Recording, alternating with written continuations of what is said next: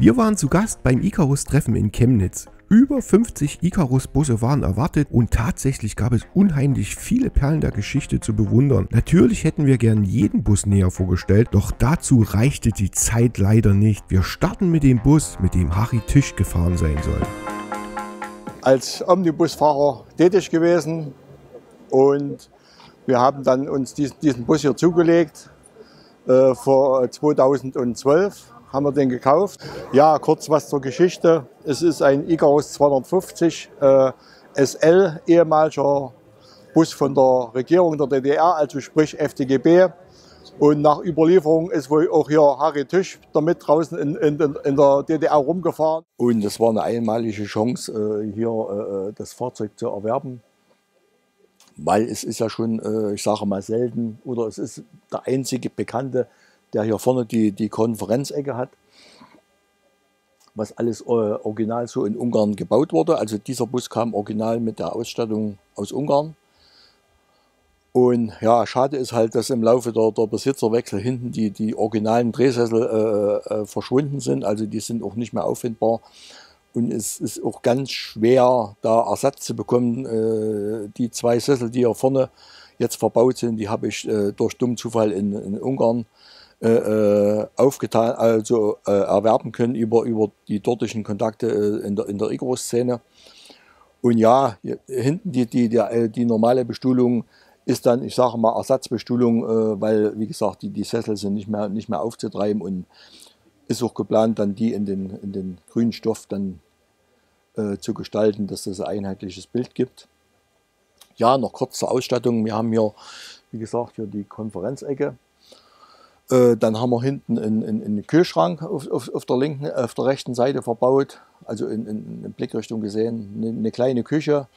Auf der anderen Seite ist eine Toilette und dahinter eine Garderobe.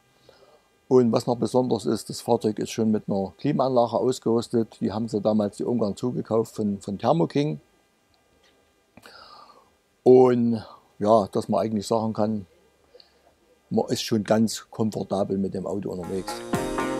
Dieser Bus hat seine besten Zeiten definitiv schon erlebt. Es ist aber einfach klasse mal zu sehen, wie ein nicht restaurierter Wagen aussehen kann. Und wie komfortabel man damals reisen konnte, das zeigt uns das nächste Kapitel.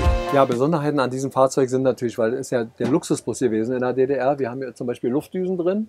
Oben sind Lufthutzen, die kann man vom Fahrer aus einschalten mit Ventilatoren. Dann kommt hier ein bisschen mehr frische Luft drin. Das Auto hat auch Leselampen. Hauptschalter ist jetzt aus, brauchen wir ja nicht probieren. Dann hat er wunderschöne Reisesitze. Im heutigen Maßstab sagt man dazu 4 Sterne Abstand.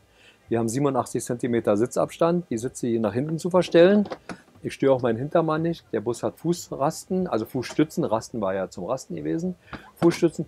Und ich kann den Sitz rausziehen, damit ich ein bisschen weiter weg bin von meinem Hintermann. So wie wenn der so ein Dicker hier sitzt, wie er hier war. Ja, so. Wie gesagt, das Fahrzeug komplett mit Luftdüsen. Dann haben wir hier die russische Klimaanlage. Ja, das sind die Dachluken und die Seitenfenster, die man öffnen kann. Also der lüftet sehr gut. Und wenn wir weiter nach hinten durchkommen, dann haben wir hier natürlich noch einen Kühlschrank drin. Ne? Der Bus ist original auch mit Kühlschrank gewesen. Dann haben wir hier noch Fächer drin, wo wir die Vorrat drin haben von unsere Getränke. Gut, dann mache ich hier mal jetzt zu. Auf ein langes und erfülltes Berufsleben können diese beiden zurückblicken und geben uns einen kleinen Einblick in längst vergangene Zeit. Auf dem 66er Ikarus. Nee, 630er. 630er, 31er Ikarus. 31, 86 und dann kommt die 66er. Da haben wir lang gefahren. Und die moderneren Busse waren dann die 556er. Die waren dann schon mit Klimaanlage. Wir haben eigentlich Ja. alle durchweg gefahren. Ja. Und bis zum letzten Tag, also wir haben angefangen mit Busfahren 1972 und haben aufgehört 2016. Das waren die Fahrscheine, wenn dann die Leute reinkamen, haben wir sie abkassiert. Gibt es verschiedene Stoffe.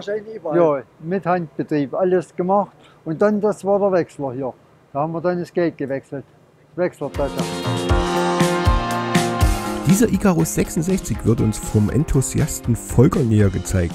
Er wurde 1952 vorgestellt und von 1955 bis 1973 produziert. Ich habe ein bisschen bei diesem Fahrzeug mithelfen können, es zu restaurieren. Das Fahrzeug wurde von einem Kollegen, der leider nicht mehr am Leben ist, so eingekauft, sage ich jetzt mal. Er wurde mit unserem Vorstand gekauft 2009. Dieses Fahrzeug stammt ursprünglich vom Kraftverkehr Apolda. Es ist nicht der Original Zschäpel-Motor. Dieses Fahrzeug haben wir bereits mit dem Schönebecker. Das ist ein 6-Zylinder-Motor mit 190 PS. Der war schon, als wir ihn kauften, im Fahrzeug. Er ist eine Reko dargelegt worden, beziehungsweise wir haben ihn einmal komplett neu aufarbeiten lassen in einem Motorenbetrieb. Dadurch ist die Lauffähigkeit, sage ich jetzt, etwas besser geworden. Viele richtige Busfahrer, die ihn als wirklichen Linienbus hatten, sagen immer wieder, der Zschäpel war ein super Motor. Ich kenne ihn persönlich nicht mehr, aber es gibt eine geteilte Meinung in der Szene. Viele möchten den originalen Zschäpel wieder haben. Es gibt mehrere Fahrzeuge hier auch auf dem Gelände, die mit dem originalen Motor fahren. Es gibt allerdings auch mehrere Fahrzeuge, die die Schönebecker Maschine haben. Das Fahrzeug wurde im Armaturenbrett komplett abgeschliffen. Das bedeutete, das Fahrzeug war in der früheren Nutzung mehrfach überlackiert worden. Und es hat sich jemand gefunden, der die 3 bis 4 Farbschichten auf dem Armaturenbrett komplett entfernt hatte, sodass die Schlosser bzw. auch unser Kfz-Meister es für richtig fand, eine sehr, sehr gute bzw. sehr anschauliche Armaturenbrett wieder geschaffen worden ist. Alle Armaturen sind originale Armaturen des Ikarus. Auch die Schaltung unten der Lampen, der Scheinwerfer, da ist der Hauptschalter mit zwischen, eine Sirocco-Heizung, wie sie die Busse damals auch hatten, sind in diesem Fahrzeug verbaut worden wieder. Der Fahrer hat vorne neben seinem Fahrersitz einen zusätzlichen Hebel neben Gang und Handbremse. Mit diesem Hebel konnte er eine Luftklappe, eine Kühlungsluftklappe hinten verschließen, um den Motor in vor allen Dingen kalten Jahreszeiten schneller auf die Betriebstemperatur zu bekommen. Diese Lüftungsklappe wurde dann bei erreichter Betriebstemperatur wieder geöffnet, sodass die einziehende Luft das Fahrzeug mit normaler Betriebstemperatur versehen konnte. Bei vielen Fahrzeugen, die vor allem im Überlandverkehr eingesetzt wurden, so wie dieses Fahrzeug als zweitüriger, wurden hinten ein zweites Tachometer mit einer Fahrtenschreiberkarte eingebaut, um eben den Fahrer bei Fahrten, die eine Fahrtenschreiberkarte benötigten, das war in den Ende der 80er Jahre, Anfang der 80er Jahre wurde das eingeführt. Und die Jugendlichen, die mit solchen Fahrten oder mit solchen Fahrzeugen unterwegs waren, ob zum Schülerverkehr oder zu Oma und Opa, werden immer wieder bei Facebook solche Sachen genannt. Ich saß hinten, ganz hinten, und das Holpern hat mir so gut gefallen und ich wusste, wie schnell der Fahrer ist mit diesem Tachometer.